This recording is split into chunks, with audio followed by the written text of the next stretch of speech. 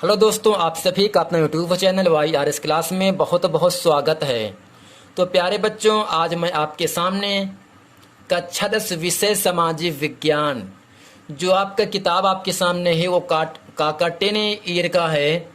इसमें इस वीडियो में मैं आज आपके सामने कक्षा 10 विषय सामाजिक विज्ञान का जो आपका नागरिक शास्त्र पाठ है उसमें जो आपका इकाई एक आपका है केंद्र एवं राज्य सरकार।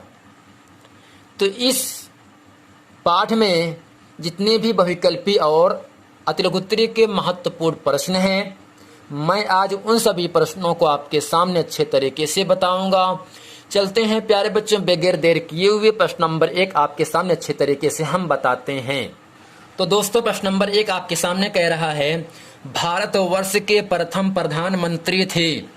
ऑप्शन पहला है डॉक्टर राजेंद्र प्रसाद, दूसरा है लाल बहादुर शास्त्री, तीसरा है पंडित जवाहरलाल नेहरू, चौथा है सरदार वल्लभ भाई पटेल। यानी प्यारे बच्चों, भारत के प्रथम प्रधानमंत्री थे। इन चारों ऑप्शन में ऑप्शन नंबर आपका तीसरा पंडित जवाहरलाल नेहरू। यानी भारत वर्ष के प्रथम प्रधानमंत्री कौन थे? पंडित जवाहरलाल नेहरू थे। प्रश्न नंबर दूसरा है, भारत का प्रथम राष्ट्रपति कौन था? ऑप्शन पहला है डॉक्टर राधाकृष्णन, दूसरा है डॉक्टर राजेंद्र प्रसाद, तीसरा है शंकर दयाल शर्मा, चौथा है पंडित जवाहरलाल नेहरू। यानी भारत का प्रथम राष्ट्रपति कौन था? इन चारों ऑप्शन में ऑप्शन नंबर आपका दूसरा डॉक्टर राजेंद्र प्रसाद। यानी डॉक्टर राजेंद्र प्रसाद जो थे वो भारत के प्रथम राष्ट्रपति थे। प्रश्न नंबर 3 आपके सामने कह रहा है, भारत में तीनों सेनाओं का प्रधान सेनापति कौन होता है? ऑप्शन पहला एडमिरल, दूसरा है मेजर जनरल, तीसरा है रक्षा मंत्री, चौथा है राष्ट्रपति। भारत की तीनों सेनाओं का, तो प्यारे बच्चों आपको ध्यान देना है, भारत में 3 सेनाएं होती हैं, जल सेना, वायु सेना और तीसरा आपका है स्थल सेना। जल थल वायु, जल सेना, थल सेना, वायु सेना, इन तीनों सेनाओं का सेनापति यानी मुखिया कौन होता है? इन चारों ऑप्शन में ऑप्शन नंबर आपका चौथा राष्ट्रपति। यानी जो राष्ट्रपति होता है वह भारत के तीनों सेनाओं का सेनापति होता है। प्रश्न नंबर 4 आपके सामने कह रहा है, प्यारे बच्चों, भारत का प्रथम उप प्रधानमंत्री कौन था? भारत का प्रथम उप प्रधानमंत्री कौन था? ऑप्शन पहला है BR अम्बेडकर, दूसरा है सरदार वल्लभ भाई पटेल, तीसरा है गोविंद बल्लभ पंत, चौथा है सी राजगोपालाचारी। तो प्यारे बच्चों आपको ध्यान देना है, भारत का प्रथम उप प्रधानमंत्री कौन था? सरदार वल्लभ भाई पटेल, जो कि ऑप्शन नंबर आपका दूसरा सही है। यानी सरदार वल्लभ भाई पटेल जो हैं वो भारत के प्रथम उप प्रधानमंत्री थे। प्रश्न नंबर 5 आपके सामने कह रहा है, राज्य सूची में कितने विषय सम्मिलित हैं? ऑप्शन पहला है 97, 66, 47, 26। तो प्यारे बच्चों आपको ध्यान देना है, याद रखना है, राज्य सूची में 97 विषय सम्मिलित हैं। यानी राज्य सूची में 97 विषय उपस्थित है, यानी सम्मिलित है, यानी उसको उनको रखा गया। यानी कितने विषयों को? 97 विषयों को राज्य सूची में रखा गया है। तो ये था प्यारे बच्चे प्रश्न नंबर 1 से प्रश्न नंबर 5। चलते हैं आपको लेकर प्रश्न नंबर 6 में। तो बच्चों प्रश्न नंबर 6 आपसे कह रहा है, मुख्य निर्वाचन आयुक्त की नियुक्ति करता है। ऑप्शन पहला है राष्ट्रपति करता है, या प्रधानमंत्री करता है, या मुख्य न्यायाधीश करता है, या राज्यपाल करता है। तो मुख्य निर्वाचन आयुक्त की नियुक्ति करता है इन चारों ऑप्शन में ऑप्शन नंबर आपका पहला राष्ट्रपति। यानी जो राष्ट्रपति होता है वह मुख्य निर्वाचन आयुक्त की नियुक्ति करता है, जो कि ऑप्शन नंबर आपका पहला सही है। प्रश्न नंबर 7 है, भारत के उपराष्ट्रपति को कौन निर्वाचित करता है? ऑप्शन पहला है राज्यसभा और लोकसभा के सदस्य, केवल राज्यसभा के सदस्य, तीसरा है राज्यसभा, लोकसभा, विधानसभाओं के, चौथा है केवल लोकसभा के सदस्य। तो भारत के उपराष्ट्रपति को कौन निर्वाचित करता है? वो ऑप्शन नंबर आपका पहला राज्यसभा और लोकसभा के सदस्य, यानी जो राज्यसभा और लोकसभा के जो सदस्य होते हैं वो भारत के उपराष्ट्रपति का चुनाव करते हैं, जो कि ऑप्शन नंबर आपका पहला सही है। प्रश्न नंबर 8 आपके सामने कह रहा है, श्रीमती इंदिरा गांधी भारत की प्रधानमंत्री कब बनी? ऑप्शन पहला है 1966, 1967, 1968, 1979, 69। तो प्यारे बच्चों, श्रीमती इंदिरा गांधी भारत की प्रधानमंत्री कब बनी थी? इन चारों ऑप्शन में ऑप्शन नंबर आपका पहला सही है 1966, यानी 1966 ईस्वी में श्रीमती इंदिरा गांधी ने भारत की प्रधानमंत्री बनी थी। प्रश्न नंबर 9 आपके सामने कह रहा है, भारत के 2 बार कार्यवाहक प्रधानमंत्री रहे। ऑप्शन पहला है लाल बहादुर शास्त्री, गुलजारी लाल नंदा, तीसरा है मोरारजी देसाई, चौथा है चंद्रशेखर। तो भारत के 2 बार कार्यवाहक प्रधानमंत्री रहे इन चारों में ऑप्शन में ऑप्शन नंबर आपका दूसरा गुलजारी लाल नंदा, यानी गुलजारी लाल नंदा भारत के 2 बार कार्यवाहक प्रधानमंत्री रहे। प्रश्न नंबर 10 आपके सामने कह रहा है, भारतीय संसद का विधायी कार्य क्या है? राष्ट्रपति का चुनाव करना, प्रधानमंत्री की नियुक्ति करना, विधि निर्माण करना, मंत्रिपरिषद का निर्माण करना।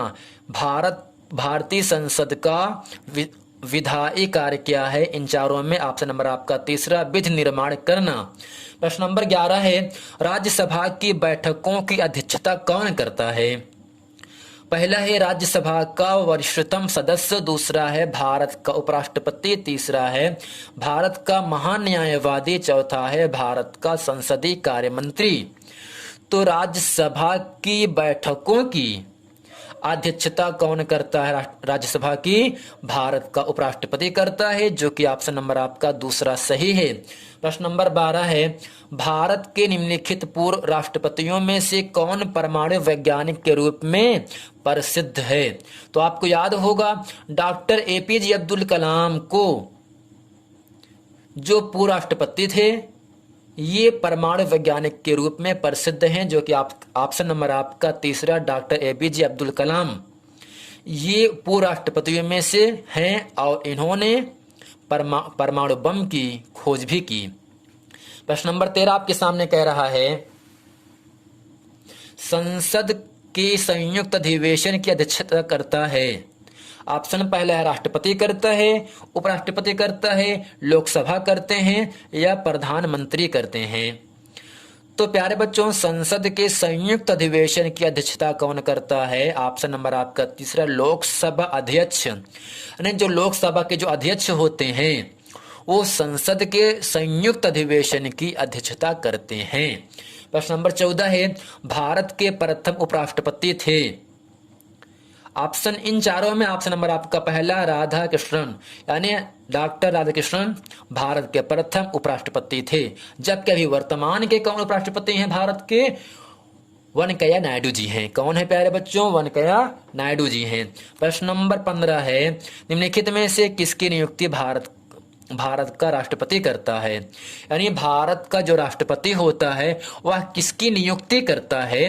वह चारों में ऑप्शन नंबर आपका पहला सर्वोच्च न्यायालय के मुख्य न्यायाधीश, यानी जो सर्वोच्च न्यायालय के मुख्य न्यायाधीश होते हैं उनका नियुक्ति कौन करता है? भारत का राष्ट्रपति करता है।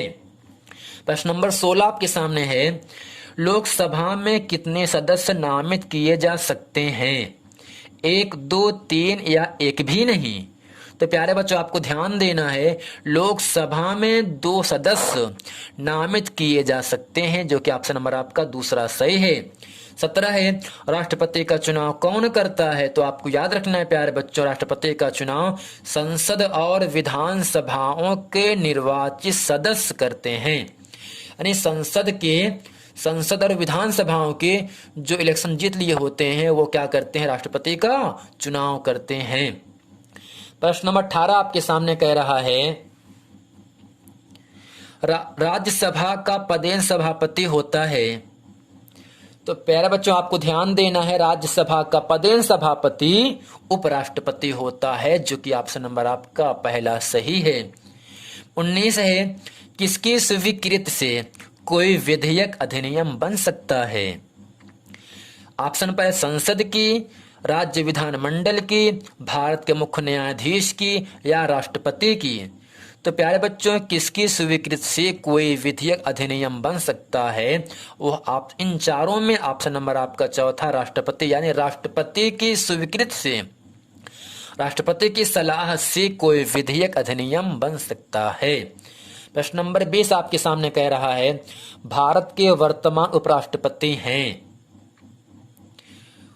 इन चारों में ऑप्शन नंबर आपका दूसरा मोहम्मद हामिद अंसारी ये थे। अभी वर्तमान में कौन है उपराष्ट्रपति भारत के? वेंकैया नायडू जी हैं। प्रश्न नंबर 21 जो कि इस वीडियो का अंतिम प्रश्न होगा, 21 है, सक्षम न्यायालय द्वारा मृत्यु दंड प्राप्त व्यक्ति क्षमादान के लिए किसको आवेदन पत्र देगा? यानी सक्षम न्यायालय द्वारा मृत्यु दंड प्राप्त व्यक्ति क्षमादान के लिए, यानी माफी देने के लिए, माफी करने के लिए किसको आवेदन पत्र देगा? ऑप्शन पहला राज्यपाल को देगा, या सर्वोच्च न्यायालय के मुख्य न्यायाधीश को देगा, तीसरा है लोकसभा अध्यक्ष को देगा, चौथा है राष्ट्रपति को देगा। तो प्यारे बच्चों, आपको ध्यान देना है, सक्षम न्यायालय द्वारा मृत्यु दंड प्राप्त व्यक्ति क्षमादान के लिए राष्ट्रपति को आवेदन पत्र देता है, जो कि ऑप्शन नंबर आपका चौथा सही है। तो प्यारे बच्चों, उम्मीद करते हैं ये पूरा वीडियो, ये पूरा प्रश्न आपको बहुत अच्छे तरीके से समझ में आ गया होगा। यदि ये वीडियो आपको समझ में है तो वीडियो को लाइक करें और अपने दोस्तों में खूब शेयर करें। मिलते हैं अगले वीडियो में, तब तक के लिए थैंक यू।